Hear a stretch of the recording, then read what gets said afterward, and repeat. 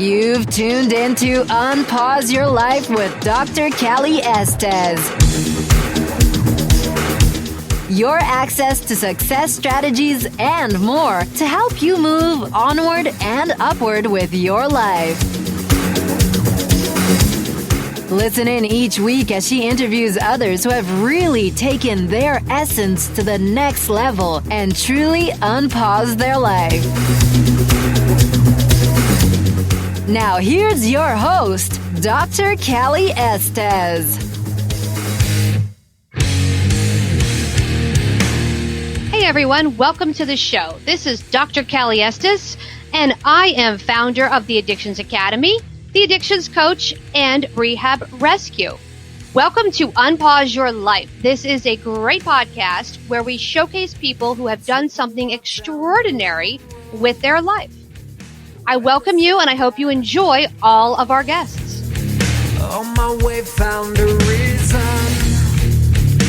to wake up another day. Thank you for listening to Unpause Your Life. You are listening to Dr. Kali Estes, the Addictions Coach and the Addictions Academy. And my guest today is Kati Morton, LMFT, author of Are You Okay? A Guide to Caring for Your Mental Health. It'll be out this December 2018.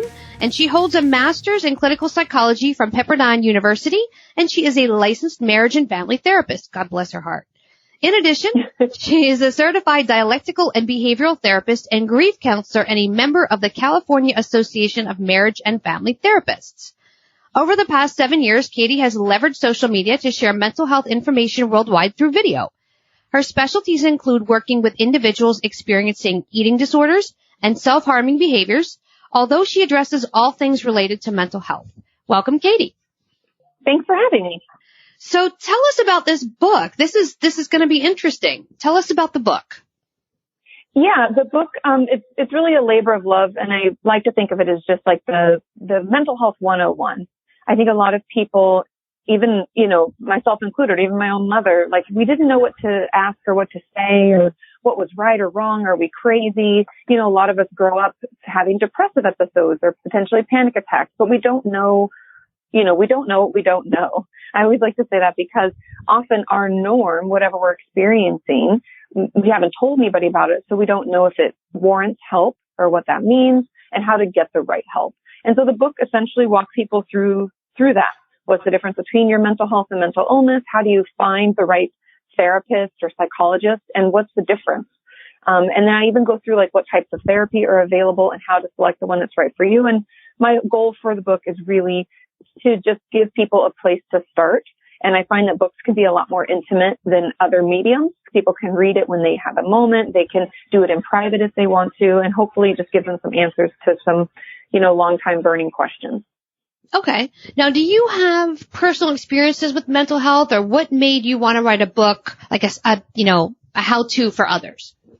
I've been in the mental health field for almost 10 years now, and I think, and being online for a lot of that time, I just recognize that a lot of people out there are struggling. And I'm no better either. Like I've been in and out of therapy since I was a teenager, mainly because it helped me manage any kind of depressive symptoms I was having or anxiety about life. I think all of us can benefit. And so my hope is that the education that I have, whether it's, my actual degree and working in my practice, but also just the being online and getting to hear from people around the world, I've come to understand that a lot of people just don't know. They don't know how to ask. They're just hurting. And so hopefully this catches people, meets them where they're at and gives them helpful information to move it forward. So when people see you online and they see some of your videos, because I know you have a huge social media following, what are they taking away? What are they gaining by, say, watching a YouTube video or reading this book as opposed to maybe going to a therapist? Are they getting something different? Yeah, this is definitely more generalized information so that you can figure out where you even need to start, like preemptive to maybe even seeing a therapist. How do I know what's a good therapist or a bad therapist? I address that, like some of the red flags, because just like any job, therapists, psychologists, psychiatrists, there are people that are great at their jobs and people that aren't. And I think a lot of people assume when you go to see someone that because they have this degree, that means that they're great. And that's just not the truth. And so I think my hope for the book overall is just, it could be like a guide as you start on your mental health journey. And you don't have to, like, there's obviously chapters in the book goes in order, but you don't have to go in order. Like, if you're already seeing someone, then maybe you read more about how to manage toxic relationships or communication blunders. It'll meet you wherever you're at. Okay, so let's talk about toxic relationships, because we get a lot of listeners that ask, you know, I'm in a codependent relationship, or I'm dating a narcissist. How do you know if you're in the wrong relationship? How do you know it's toxic? And this doesn't have to be, you know, a love relationship. This could be a best friend relationship.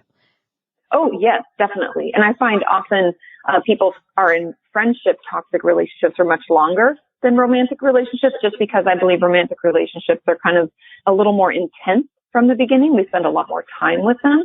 So it's easier to see the toxicity up front. And I think some of the red flags are if someone, tries to be what I call enmeshed with you, meaning you can't have really any independence. They want to do everything with you. They want to know where you're at. This can be romantic or friend as well, you know, because they could say like, well, why are you hanging out with them? And I'm not invited. If you don't feel free to be yourself, I think that's one of the first red flags to look out for. Okay. And how would you recommend somebody to exit that relationship, or what could they do now while they're stuck in that relationship without it getting worse?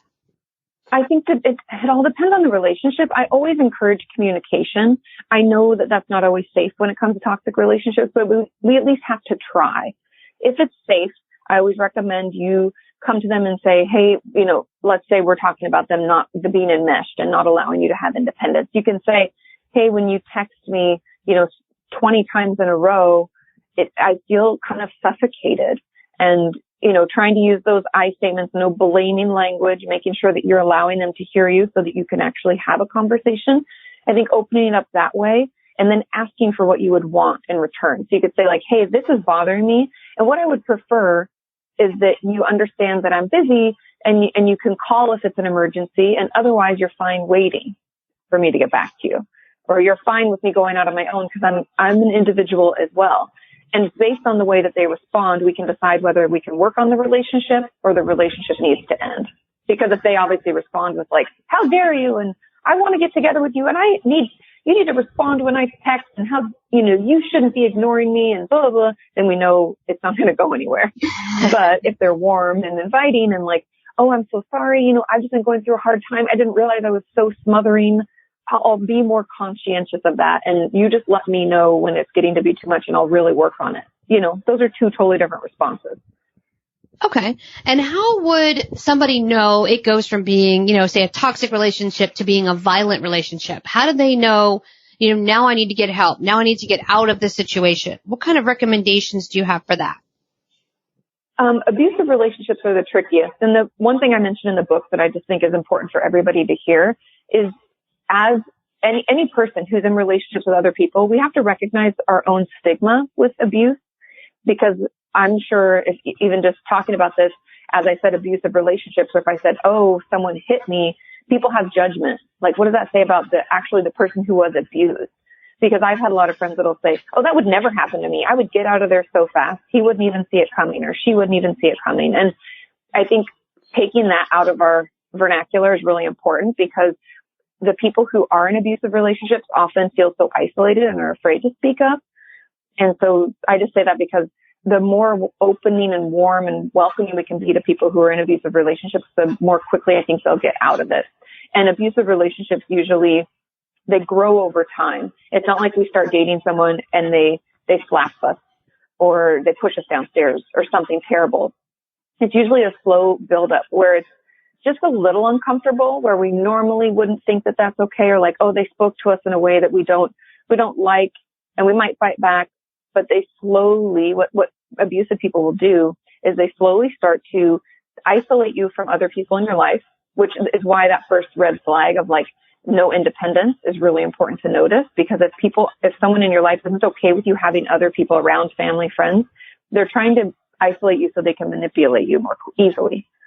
Because people outside will see it, you know, people in our lives would say like, I've noticed, you know, or how come you're flaking on this, or you've been so irritable, or potentially if things have escalated, what's that bruise? Where'd that come from? If they don't isolate us, we might be able to get out more quickly. And then they can start to control things like our money or our time with our children or even the food that we eat. They can slowly start to manipulate things until we feel like we have no power left. And that's when we get stuck in that what we call the abuse cycle, where it's like tension building. We're walking on eggshells. We're afraid that something's going to happen. Then they abuse us. Then they apologize.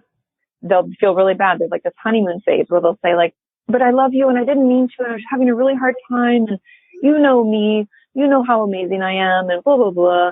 And so we start to believe them, and then, the cycle kind of starts again. And so I think that it's really important for everyone to understand that it's not so cut and dried. It's not abuse or not abuse. It grows over time. And the best way to get out is honestly to just start talking about it. Wow, that's really good advice. Now, what kind of advice do you have for somebody who says, well, my relationship really isn't that bad, but I have other issues. Maybe I'm restricting my food, or I'm binging and purging because I can't control the situation that I'm in, but I can control what food I put in my mouth. So they have a double problem. They have an issue that they're in a toxic relationship and they have an eating disorder, or they just have an eating disorder because they're in a situation that they can't control.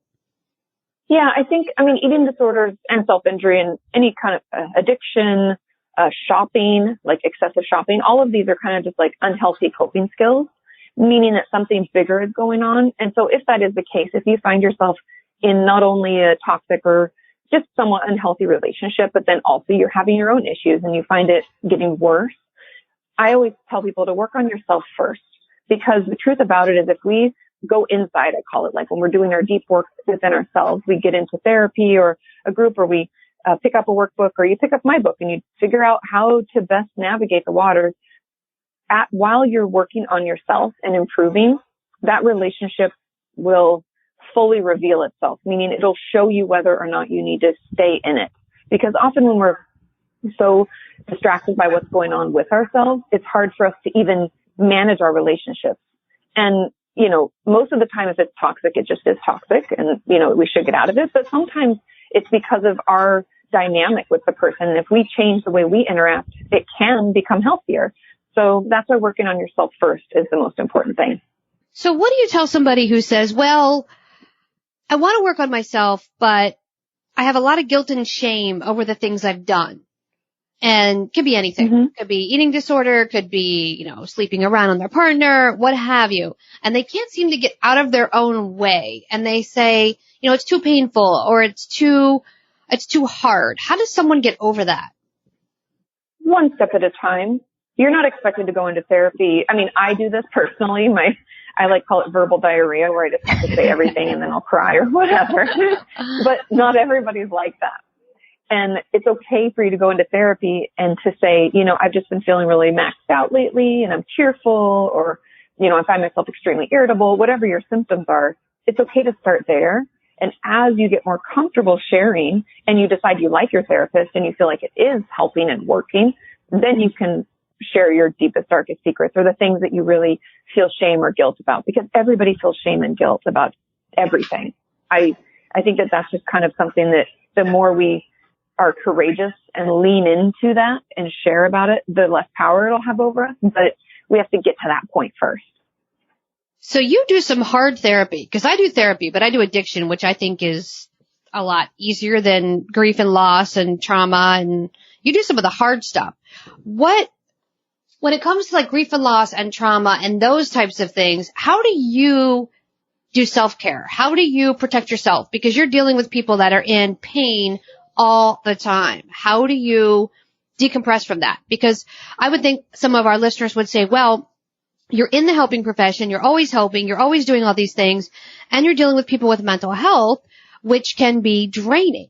So how do you protect yourself, and what do you do for self-care? Yeah, and don't discredit the work you do. Addiction's really hard work too, I think, personally. As someone who doesn't, that's not my specialty, but that's amazing work that you do. It's all about boundaries. The interesting thing that I've learned about myself being online, as well as just a clinician in general, is what am I willing to give up for my patients? And I know that sounds kind of harsh, but I mean, how often can I be accessible? I'm very clear with my patients, don't text or call me unless A, it's an emergency, or B, it's just a scheduling thing. And know that it can take me 24 hours to get back to you. So if it's really an emergency, you have to call 911. You have to set up healthy parameters for you and for your patient. And so, because if I'm letting them bother me all the time, then they're not given the opportunity to try out the new tools and see if they're really helping them, right? Like we're not going to know if therapy is actually beneficial. And also, then I'm not even getting a break. And so it is a work in progress, and I'm still trying to get better at it, but it's definitely about the boundaries around my time, and then making sure that I do take time off, like completely disconnected, spending time with family or friends, and I don't get on my phone at all. And so I think that some of that is like learning and taking, even if it's just mini breaks. I think people often feel like in order for self-care to work, you have to be like a whole day or hours of time. And I'm like, no, let's start with like 20 minutes. See if you can do something loving for yourself in that 20 minutes. Is that going for a walk? Is that calling a close friend? Is that just not looking at your phone? What is it? Brené Brown, who I love. If you don't know who she is, she does research. I think she's an LCSW in the mental health field, but she writes a ton of books. She's amazing. And she talks about like breath in for breath out, and how if we're giving, right, we're in like a caring field. It could be anything from a mom, a nurse, a teacher, anybody. If we're giving all this breath out, either creatively or energetically, we have to breathe in. And so every time you're putting a breath out, like if I've been working all day and I'm creating content, I'm interacting with people and offering advice, then when I'm done, I'm going to need to breathe in. So what is that fills me back up? Is that yoga? Is that, talking to someone? So just keeping that in mind, like naturally our body balances breath out and breath in, and we're going to have to do that self-care wise as well. And so that's just something that I try to keep in mind. That's awesome. Yeah. But it's hard. It is hard. It's very difficult. I've got a client that quotes Brené Brown. Like every time we get on the phone, he's like, and I read this section, and then he reads it to me, and I'm like, yes, but you haven't done the action steps. You have read this section and done none of the work. Yeah. Which is hard work. It is hard work. So what advice would you have for our listeners that might be experiencing any of these mental health issues? How can they find you? How can they find your book? Things like that. Yeah, they can find me online, just Kati Morton, KATIMORTON. That's all of my socials, whether it's Facebook, Instagram, Twitter, and YouTube. I have over 1,000 videos on YouTube addressing any topic. So I'm often telling my newer viewers, I'm like, just search Kati Morton and insert some keywords like trauma or addiction, and you'll see all of the videos that I've done come up on that particular subject. And then my book is available on Amazon. You can find it on Barnes & Noble. There are a lot of your local bookstores, and even at the library. Awesome. Well, that's wonderful. And I want to thank you so much for coming on. We'll put all the links up for you. So when you get it up on Amazon, if you just shoot us that link, we'll have it up for you. And then they can click on anything, and they can also reach you if they're looking for some help. Wonderful. Thank you so much for having me. Yeah, thank you for coming on. And you've been listening to Unpause Your Life with Dr. Kali Estes.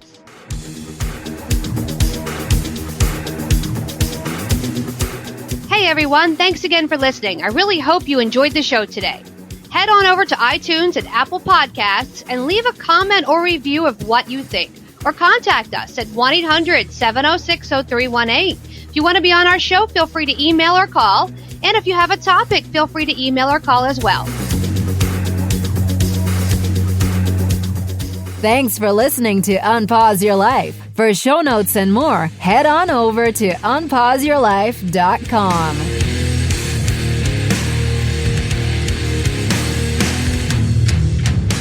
Big shout out to recoveryinnovators.com for help producing this show.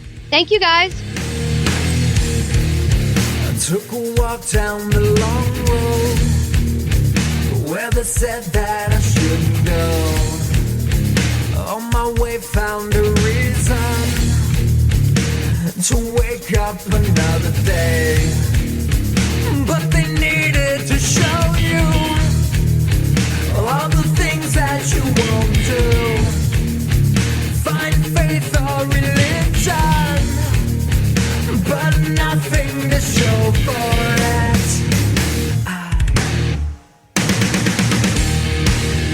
No need to escape in love with my pain. I may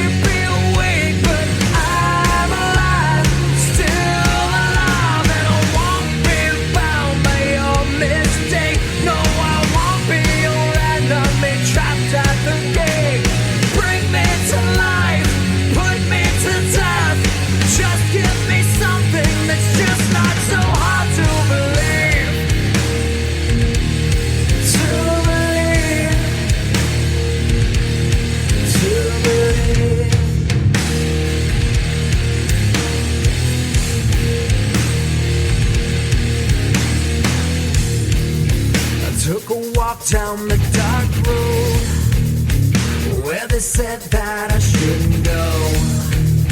I knew the dangers of flying. Now I'm so far